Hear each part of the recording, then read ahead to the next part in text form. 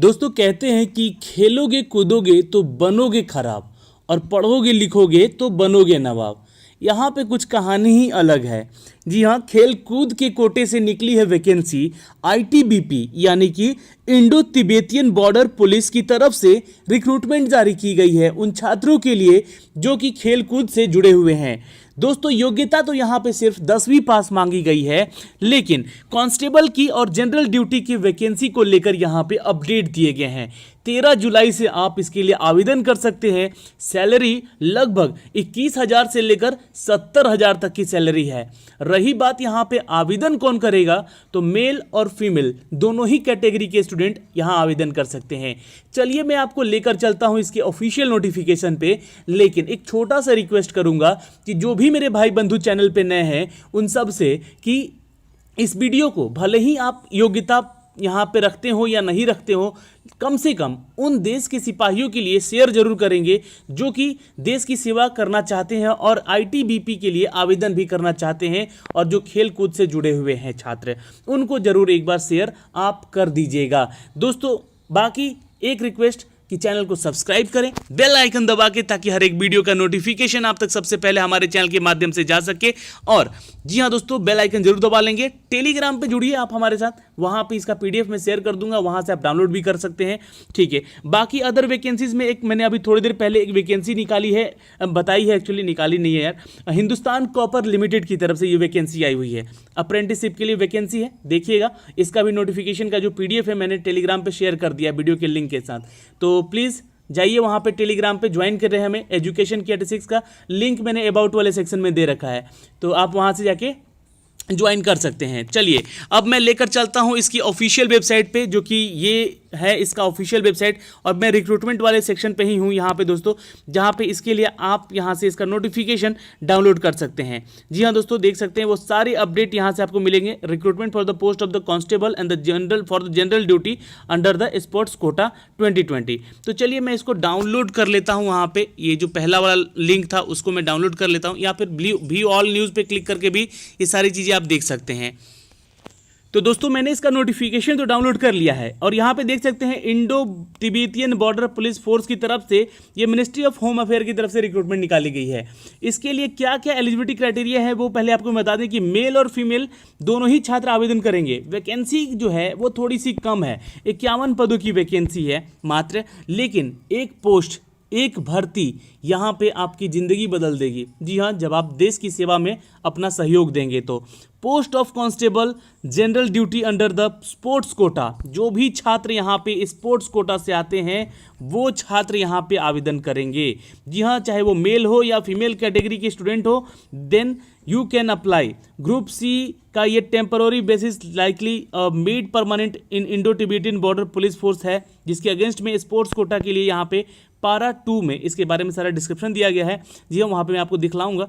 जी हाँ, जो भी कैंडिडेट यहाँ पे बिलोंग करते हैं इंडिया से तो वो आवेदन कर सकते हैं बिल्कुल। आईटीबीपीएफ यानी ये फोर्स है दोस्तों, इंडियन तिब्बतियन फोर्स है ये, जिसके लिए एक्ट 1992 और 1994 के तहत ये वैकेंसी निकाली जाती है हर साल। ऑनलाइन मोड पे आपको आवेदन करना है बिल्कुल। 13 जुलाई से आप इसके आवेदन कर सकते हैं। 26 अगस्त तक आप इसका आवेदन करेंगे, 26 अगस्त तक, बिल्कुल सुन लीजिए, और ये डेट आप दोबारा नहीं पूछेंगे। चलिए, इसमें जो वैकेंसीज़ हैं कौन कौन से कैटेगरी में हैं, कौन कौन से खेल से हैं, वो बता दूं आपको कि जो भी कैंडिडेट यहाँ पे मेल मेंबर में हैं, बॉक्सिंग में और फीमेल में, तो ये आवेदन है यहाँ पे आपके लिए, वैकेंसी है। रेसलिंग में तो मेल के लिए नहीं है यहाँ पे कोई वैकेंसी, लेकिन फीमेल के लिए है। कबड्डी में मेल कर सकते हैं लेकिन फीमेल नहीं है। आर्चरी में यहाँ पे मेल और फीमेल दोनों कर सकते हैं। वॉलीबॉल में यहाँ पे मेल कर सकते हैं ओनली। दोस्तों यहाँ पे अगर देखें स्पोर्ट्स शूटिंग में तो मेल कर सकते हैं, और हॉकी में, आइस हॉकी है ये, तो यहाँ पे मेल कर सकते हैं। स्पोर्ट्स शूटिंग में फीमेल भी कर सकती हैं, ये भी ध्यान रखेंगे।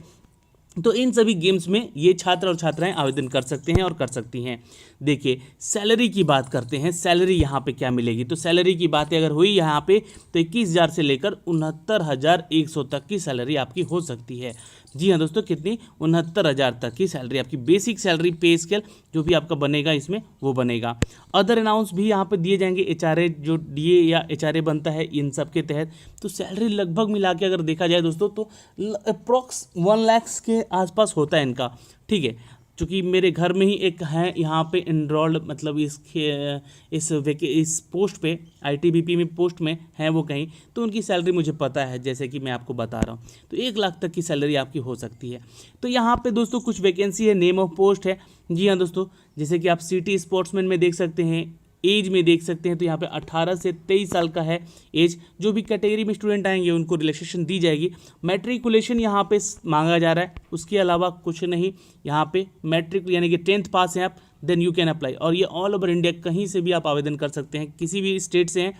ऐसा कोई नहीं कि बिहार से हैं या झारखंड से हैं या उत्तर प्रदेश से हैं, तो ऐसा कुछ नहीं कि हर स्टेट वाले कर सकते हैं। यहाँ पे देखिए, यहाँ पे एजुकेशन जो स्पोर्ट्स क्वालिफिकेशन क्या क्या होना चाहिए। तो player who have the participated और the won medal in the level of the competition given the para 4। Para 4 में इसके बारे में डिस्क्रिप्शन दिया गया है, जो कि आप यहाँ पे पढ़ सकते हैं। पैरा 4 के बी में यहाँ पे देखिएगा, पैरा 4 के बी में यहाँ पे इसके बारे में जो है ये पढ़िएगा, यहाँ पे ये वाला सेक्शन। तो यहाँ पे अपडेट किया गया है कि उनके लिए क्या एलिजिबिलिटी क्राइटेरिया है। तो यहाँ पे आइए फिर से मैं आपको बता दूं कि ये जो है 1/1/2018 से 26/8/2020 तक के बीच में ये आपका एडवर्टाइजमेंट जो है ये आपका वैलिड रहेगा। यानी कि जो एज की बात कर रहे हैं यहाँ पे पैरा में, एडवर्टाइजमेंट फॉर्म के बारे में बात हो रही है, तो इस डेट तक ये वैलिड करेगा। यानी कि 2 साल पहले के लोगों को भी आवेदन करने का मौका मिल सकता है यहाँ पे। इंडिविजुअल इवेंट की बात करें तो इंटरनेशनल या नेशनल लेवल पे अगर आपने इसमें स्पोर्ट्स में पार्टिसिपेट किया है कहीं ओलंपिक में या फिर इंटरनेशनल किसी भी एसोसिएशन के तहत, देन आपको यहाँ पे आवेदन कर सकते हैं। और Indian team last 2 year and the player who have the won the medal in the national game और द चैम्पियनशिप और by the Indian Olympic association sports federation और the junior national level championship, national school games, all India inter university tournament championship. तो अगर आपने इन सभी जगह पे अपना मेडल या कोई अपना एक सर्टिफिकेशन दिखलाएंगे तो आप स्पोर्ट्स से जुड़े रहने चाहिए, है ना। होता है कि बहुत सारे लोग अभी यूनिवर्सिटी से भी जुड़े रहते हैं, जहाँ की खेल के लिए जाते हैं, अदर स्टेट में खेलते हैं, वहाँ उनको मेडल्स भी मिलते हैं, सर्टिफिकेट दिए जाते हैं। तो आपके पास सर्टिफिकेशन है तो आप आवेदन बिल्कुल कर सकते हैं, ठीक है। या फिर नेशनल या इंटरनेशनल लेवल पे खेले हैं तो भी। टीम इवेंट्स है तो टीम इवेंट्स में भी अगर देख सकते हैं आप लोग, यहाँ पे सेम चीज़ें बताई गई हैं। जो कि गेम नेशनल और आप खेले हैं जूनियर और सीनियर लेवल पे तो आप आवेदन करें। फेडरेशन एसोसिएशन की तरफ से खेले हैं, ministry of youth of affairs की तरफ से अगर खेले हैं, कहीं भी आपने अगर खेल से जुड़े हुए, देखिए जो खेल जगत से जुड़ा रहता है, ऐसा नहीं कि सिर्फ गली में क्रिकेट खेल लिया, गली में वॉलीबॉल खेल लिया, गली में फुटबॉल खेल लिया तो वो हीरो हो गए, नहीं।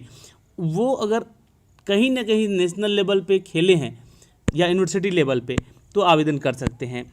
दोस्तों इन सब के लिए यही एक क्राइटेरिया है। अगर हम एज की बात करें तो 18 से 23 साल तक का एज क्राइटेरिया रखा गया है। बाकी कैटेगरी वाले स्टूडेंट देख सकते हैं कि उनके लिए कितनी रिलैक्सेशन दी गई है। स्पोर्ट्स कोटे की बात करें दोस्तों यहाँ पे कि जो कि क्राइटेरिया मैंने अभी आपको वहाँ बताया, only those player who have the participate won medal is the level of the competition mention in the table below during the period of the 1/1/2020 till the 2/6/8/2020। तो वैसे आवेदन जरूर करेंगे जिन्होंने नेशनल लेवल पे पार्टिसिपेट किया है, ठीक है, और मेडल जीता है। और candidate will the given marks for the any highest medal secure him और हर ड्यूरिंग एट लास्ट 2 ईयर। जी हाँ, उनको अगर अभी के फ़िलहाल के जो दिनों में 2 सालों में कोई अगर मेडल जीता है इन्होंने तो इनको यहाँ पे बोनस पॉइंट भी मिलेगा, ठीक है। तो यहाँ पे ध्यान रखेंगे, एक मेडल के लिए आपको यहाँ पे थोड़ा सा कंपटीशन आपका आसान हो जाएगा, मेडल रखे हैं तो अगर इस 2 साल के बीच का। दोस्तों इसके अलावा यहाँ पे कुछ कंपटीशन के बारे में बात की गई है, जिनके लिए आपको यहाँ पे marks of gold medal, marks of silver medal, marks of the bronze medal और marks of the participation on के लिए ये मार्क्स आपको दिए जाएंगे। तो ये आपका क्या बनाएगा, तो कट ऑफ बनाएगा, यानी कि आपका सिलेक्शन प्रोसीजर में पार्टिसिपेट करेगा ये क्राइटेरिया। तो इसको आप अच्छे से पढ़ेंगे। यहाँ पे ऑर्डर ऑफ प्रेफरेंस है, यहाँ पे फर्स्ट ऑर्डर और फर्स्ट प्रेफरेंस और सेकंड प्रेफरेंस को लेकर तो ये भी अपडेट दिया गया है गवर्नमेंट ऑफ इंडिया की तरफ से। जो भी खेले हैं कैंडिडेट और फिजिकल स्टैंडर्ड आपका तो फिट होना चाहिए। देखिए हाइट वगैरह मांगा है यहाँ पे। जनरल कैंडिडेट अगर हैं आप तो 170 सेंटीमीटर का हाइट होना चाहिए, फीमेल है तो 157 और 80 सेंटीमीटर चेस्ट का होना चाहिए। फुला दें तो 5 सेंटीमीटर बढ़ के 85 हो जाना चाहिए, सिर्फ और सिर्फ मेल के लिए। और दोस्तों यहाँ पे जो कैंडिडेट आते हैं गढ़वाली, कैमूरीज, गोरखाज, दोगर्स है ना, मराठाज कैंडिडेट हैं जो यहाँ पे रिलैक्सेशन पाते हैं, उनको यहाँ पे 165 सेंटीमीटर का हाइट मांगा गया है और फीमेल में 155 और बाकी चेस्ट में 78। ठीक है, तो ये क्राइटेरिया है आपका आरक्षण को लेकर यहाँ पे दिया गया। बाकी अभी ऑल भी जितने भी आरक्षण हैं ये अपने जो कैटेगरी वाले स्टूडेंट्स के लिए, तो उनका आप देख सकते हैं यहाँ पे 160 है सेंटीमीटर और यहाँ पे एसटी के लिए, और 147 है फीमेल एसटी के लिए, 76 है यहाँ पे चेस्ट और फुलाकर 5 सेंटीमीटर बढ़ा लीजिएगा। दोस्तों यहाँ पे सिर्फ और सिर्फ मेल मेंबर का ही चेस्ट होगा, क्राइटेरिया से गुजरना होगा उनको, अच्छा फीमेल को नहीं। ये बातें यहाँ पे लिखी गई है।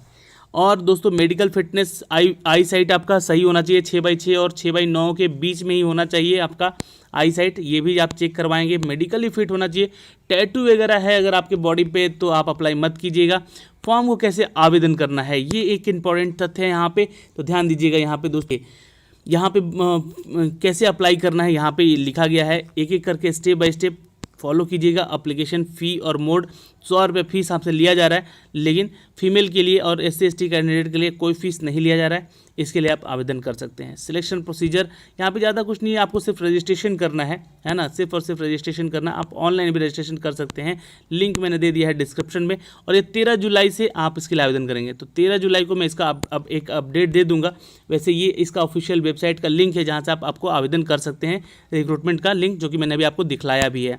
बस बाकी सारा प्रोसेस है यहाँ पे, सिलेक्शन प्रोसीजर वगैरह दिया गया है, कैसे क्या क्या होगा यहाँ पे, ठीक है, वो सारा चीज़ आपको पढ़ना होगा। फिर भी यहाँ पे कोई और अदर इन्फॉर्मेशन जो कि नहीं बचा है जो कि मैं आपको बताऊँ अलग से, है ना। तो ये पूरा 23 पेज का देखिए बहुत बड़ा एक फॉर्म है, इसमें फॉर्म वगैरह भी है और ये नोटिफिकेशन है, इसको आप पूरा थ्रोली पढ़िएगा, क्योंकि देखिए अब मैंने जो कि इंपॉर्टेंट चीज़ें थी वो सारी चीज़ें आपको बता दी है। फिर भी आपका कोई डाउट होता है तो आप कमेंट बॉक्स में कमेंट कीजिएगा, पूछ लीजिएगा, ठीक है। ये सारे क्राइटेरिया एक एक करके जो भी कैटेगरी से या जो भी रिलेटेड रहें आप उस क्षेत्र से, तो आप उसके लिए पढ़िए और अच्छे से आवेदन ज़रूर कीजिए, ठीक है। तो 13 जुलाई को इसका फॉर्म भरेंगे। बाय बाय, टेक केयर, ध्यान रखिएगा अपना और अपने परिवार का। वीडियो कैसा लगा एक लाइक और शेयर करके हमें ज़रूर बताएंगे, ठीक है दोस्तों, बाय बाय।